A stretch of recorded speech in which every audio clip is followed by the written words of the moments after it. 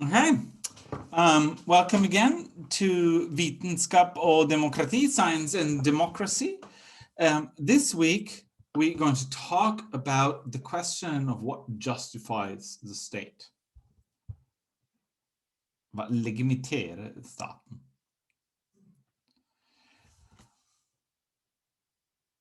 There's two general questions about political legitimacy. One set of questions is descriptive and the other set of questions is normative. The descriptive set of questions is about why people in fact accept the state as an authority. Why do people believe that they have an obligation to obey the law? This is also an interesting question. And one can probably study it by asking people about it. Our goal today is to look at a normative question. We're asking, what is it that gives the state, in fact, legitimacy? For example, to use coercive powers. I mean, here on this image, you see a very drastic measure of coercive powers. When the French, during the French Revolution, used the guillotine. But even in a less drastic setting, the state fines people if they don't do what the law says, and they can be put in prison. And we have seen in the last year, of course, many circumstances where the state exercises quite drastic coercive political powers toward individuals. They can't leave the house. They can't move where they want to move. You cannot go to have a drink in a bar, and so on and so forth. What justifies that kind of power of the state? And another normative question is, where does your duty to comply with the obligations come from? Why do you have a duty to obey the laws and obey what the police, for example, demands of you? We will talk about three different sources of legitimacy, three different ways one might try to argue for the idea that we have an obligation to accept the authority of the state. One general idea, stemming from the social contract tradition, is that the legitimacy of the state can be traced to consent. Basic idea is that the state is given its authority because the individuals who are governed by the state agree to that authority. A second idea is to appeal to the good consequences of having a state. Here we argue that the existence of the state and adhering to the legal obligations will generate the greatest amount of happiness for everyone. So everyone is going to be better off by accepting the existence of the state and by obeying the laws of the state. It's going to make everyone better off. Finally, we'll look at the idea that the state is justified by considerations of fairness. Here the idea is that it would be unfair to our fellow citizens, others in the society, if we would benefit from the state without bearing any of the burdens. So we benefit, for example, from having a police so that no one robs our house. On the other hand, we then do not obey what the police is saying in other circumstances when it doesn't benefit us. So that seems unfair toward the others who do obey it. We'll look at those three ideas, and in the written part of the lecture, I'm also considering the option that maybe we don't have an obligation to obey the laws of the state. And that's the anarchist position. Let's talk about that. I'll talk about that in the written part. Okay, so now first to consent.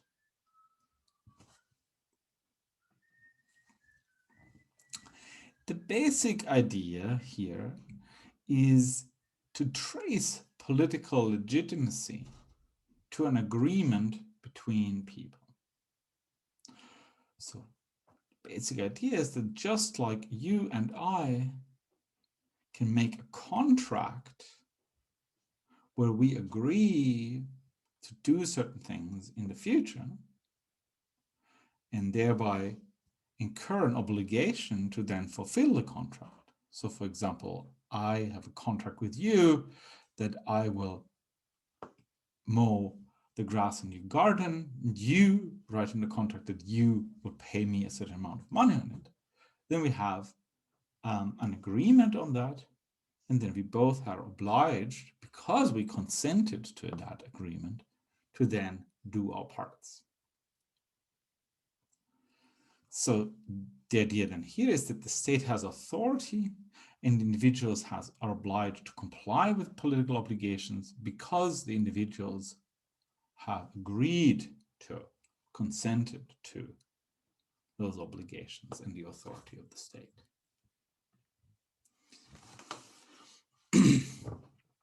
One political figure who has used this general idea and who's maybe the one who's most famous for it is the philosopher Hobbes. And for those who will to learn more about how Hobbes thought about the state in which we're in without our condition without any state, they should look at the additional page that I have created on the state of nature and how Hobbes, Locke, and Rousseau and Kropotkin actually thought about the condition of humans without a state. So now, how does Hobbes justify political legitimacy?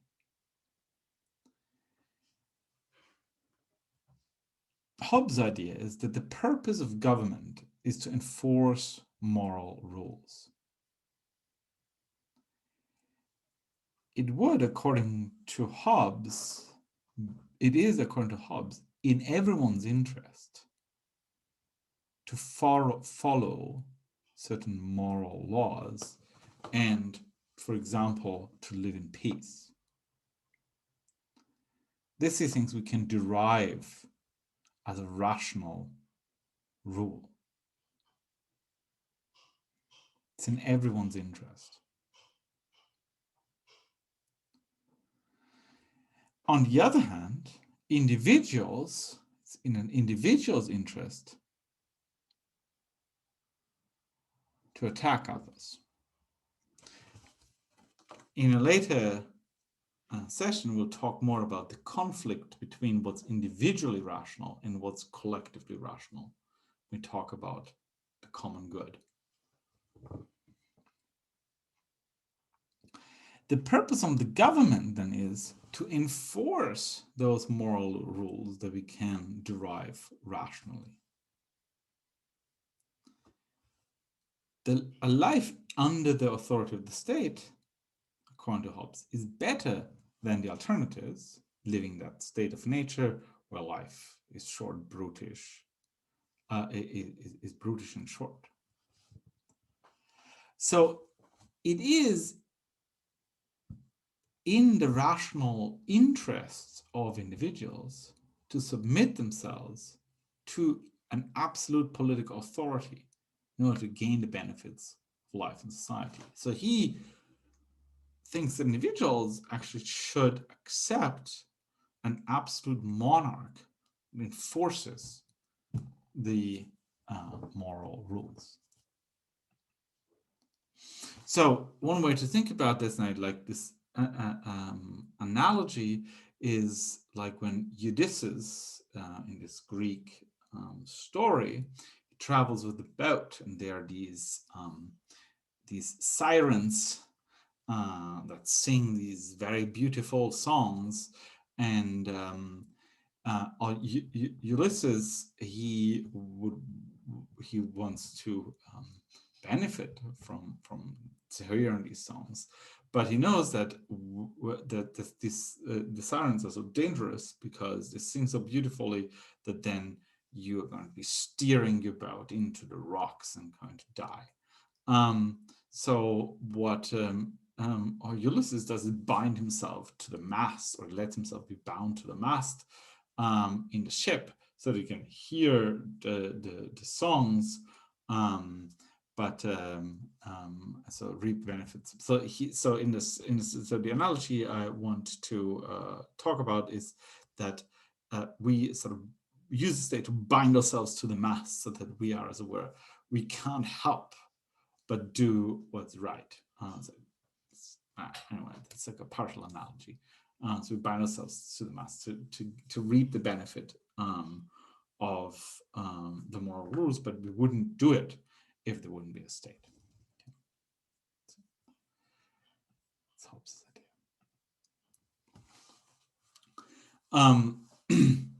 So what again is the role of consent here? So now let's go to another person in the social contract tradition, John Locke. He said that no one can be put out of this estate and subjected to political power of another without his own consent. So there's no one has power over me unless I consent to that. And so, as you see also in the State of Nature lecture, Locke thought that we have certain natural rights, and it's because those natural rights over our own body and our own body, and also the products of our labor, that we have a right to those things by nature, and no one has the right to interfere unless I consent with it, also not the state. Okay, so in Hobbes there's not so much role for consent, but in Locke there is. And of course, many of you have probably thought about the importance of the role of consent in the sexual sphere. I mean, it's important. Many people, most people, almost all people agree now that if you are going to have sex with another person, that person needs to consent to doing that. Otherwise, what you do is rape. It's very problematic. Okay. So consent makes a difference, and that's exactly what we think, that you have right over your own body. Okay. So then the idea of the justification by consent is that the state has a right to, for example, put you in prison and interfere with your body also in certain conditions, like require you to be in certain places, not in other places, because you have consented to the state doing that. Just like the person who has sex with another person, if they consent to that, then you can do certain things together that you wouldn't be able to do if you didn't consent. Now, the question though is, what kind of consent is relevant here? In the book, you talk about 3 different types of consent: an explicit form of consent, tacit form of consent, and hypothetical form of consent. Okay, let's go through them. The explicit form of consent is what's involved in, for example, in case where I sign a document when I go to the doctor and, for example, say I consent to being treated with this medicine. I consent to having this operation done to me. So this is an explicit form of consent. This is also what we find in contracts.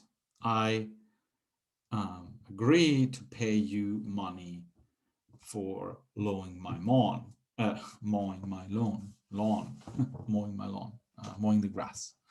The problem with that idea applying here is that it's not very clear that anyone explicitly consented to there being a state. I mean, were there really some people in the far past who sort of sat together and said, well, yes, let's have a state. And further, even there were people like that, why should that bind me? I mean, just like because someone else has put together a contract that I was not a party of, maybe my ancestors, maybe in Norway, someone sat together and agreed to having the Norwegian constitution written the way it was, but I was not a part of that. So why would the Norwegian laws apply to me? I did not consent. So the problem with the explicit consent is that no one really explicitly consented to the state at all. Then another idea is to appeal to tacit consent. The idea would be that, look, you can tacitly consent to something. So for example, you don't have to necessarily say maybe explicitly yes to something by showing that you consent to it by, for example, not taking up the opportunity to leave. And so since people don't take up the opportunity to leave the state by staying around and using the state's services, maybe they tacitly agree that they want to have a state, they want a police and so on. But the problem with that is that it seems that a requirement for tacit consent, that if you do consent to something tacitly, then it's a requirement, then you continue to do that thing while you could easily refrain from doing it. But it's presupposed that you could easily do something else. But in the case of the state, individuals can't easily leave the state. I mean, so this big picture in the background just shows that people without a nationality, is extremely difficult for them. Many things are close to possible, getting an education, doing anything. So it's not really possible to leave the state. But then you can't take the fact that one remains in a state to indicate a tacit consent to its authority, because you can't really leave. So then how could just not leaving then be an indication that you consent to it? That brings us to the last idea, that maybe the consent is just hypothetical. So maybe the idea is that, look, yes, okay, so I haven't actually agreed to the state, and I'm also not tacitly agreeing, but I would consent to it, given that I know that the state is a useful thing. That's something I would agree to, and so I do hypothetically consent to it. So no one actually consents here. The problem with that, though, is that consent seems to play very little role in this argument. But because the whole idea of justifying the state here is that we would consent to it. Well, why? Because it's rational for us, or because it is morally right for us. But that assumes that we have a justification for why we should consent. So the consent doesn't make it right here for the state to have authority. It just indicates that the state has authority to us. So it's unclear here whether consent really plays a significant role. Okay, so that leaves us with consent. It seems that hard to justify the authority of the state through the idea of consent. I'll let you think about it. In the next lecture, which next part of the video, we'll talk about the utilitarian defense of the state.